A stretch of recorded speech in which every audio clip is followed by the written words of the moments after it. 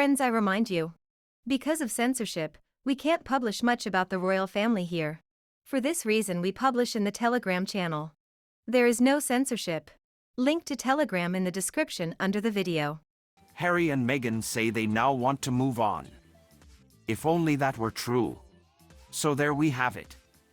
Prince Harry requires a genuine apology from his father and brother who, he claims, have been focused on the same misinterpretation of the whole sorry business of the Duke and Duchess of Sussex's exit from the royal family. Quite what he wants them to apologize for is not entirely clear, though he believes that they are in cahoots with the villain of villains in all this, the media. The final 3 hours, and I do hope it does prove to be final, of their Netflix fly-on-the-wall series was shot through with vitriol about the Prince of Wales's part in the alleged skulduggery.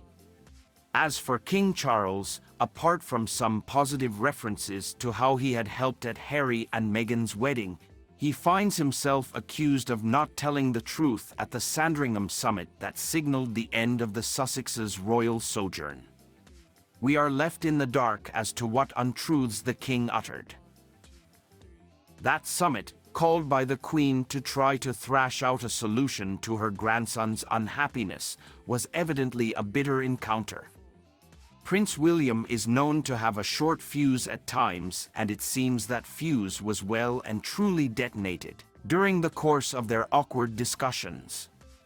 It was terrifying, says Prince Harry, to have my brother scream and shout at me, my father say things that just simply weren't true. And my grandmother, you know, quietly sit there and take it all in. Add to that triumvirate the evil media, and you have the perfect poison chalice.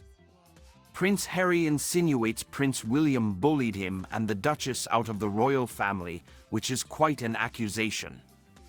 Furthermore, he says that when the news got out, the palace issued a statement in the name of both brothers squashing the bullying story.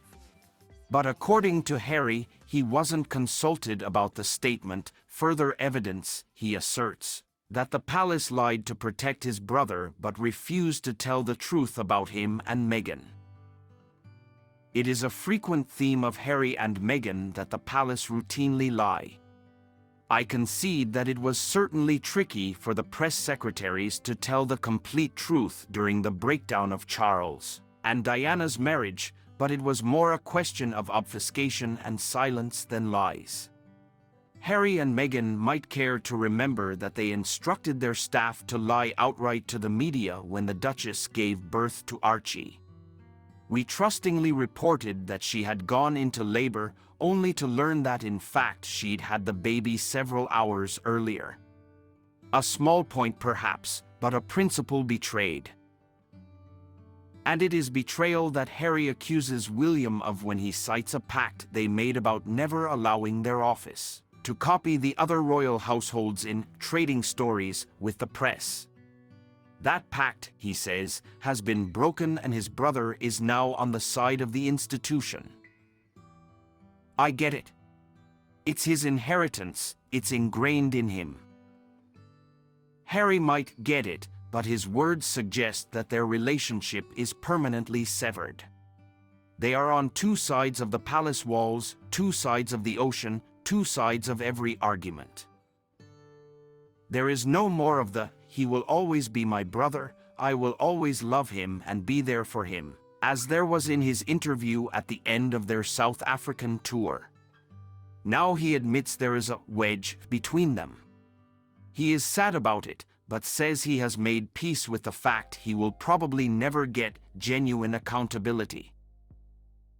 It sounds as if he wants William to explain himself publicly, which is of course both extremely unlikely and a guaranteed way to continue the soap opera. But he and Meghan have chosen to continue the soap with their marathon money-spinning modern fairy tale of love, tragedy, betrayal and war. Meghan's grand finale is that she just wants peace and to get back to the relationships that anchor you, which clearly are not those with the royal family.